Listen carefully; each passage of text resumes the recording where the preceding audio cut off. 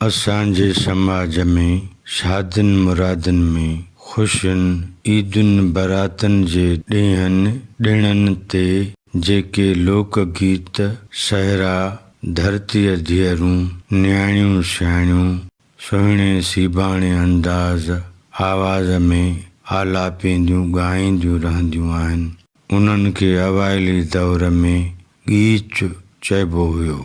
इन्हनि सहरनि जा सबूत सूमरनि जे दौर में मिलनि था। डॉक्टर अब्दुल मजीद सिंधी लिखे थो त ॻाह खां अलावा गीच क़दीम सिंधी शाइरीअ जो ॿियो क़िस्म आहे। गीच लफ़्ज़ बि गाए मां निकितो आहे। गाए कोहिस्तानी औरतुनि में अञा बि मुरविज आहे। हिन लफ़्ज़ खे बाद में गाज गाच या गीच चयो वियो। गीच खे अॼुकल्ह सहरो बि चयो वञे थो। हूअं त लोकगीत या सहरे जी शाइरीअ जो को निशाबर शाइर न हूंदो आहे। उन हूंदे बि इंसानी जिबिलत पाण सां इंसानी ख़सलतूं खूबियूं ऐं ख़ासियतूं रखंदी आहे।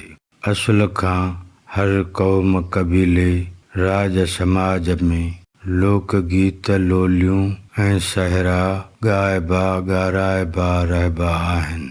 सूमरनि जे दौर में पंहिंजे पंहिंजे वेड़े कुड़म कबीले में मानाइतियूं मायूं सहरा ॻाईंदियूं हूंदियूं पर माई मरखां खां सवाइ अवाम में ॿियो को आम नालो नथो मिले।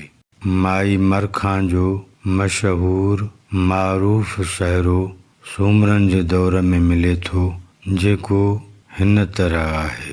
हीअ कांडेरड़ी लस हीअ वासरड़ी वस आऊं खिलंदी कुॾंदी अचां करियल ॾिठुमि सुख पार में आऊं खिलंदी कुॾंदी अचां भांडारी ॾिठमि सुख पार में आऊं खिलंदी कुॾंदी अचां। हीअ कांडेरड़ी लस हीअ वासरड़ी वस।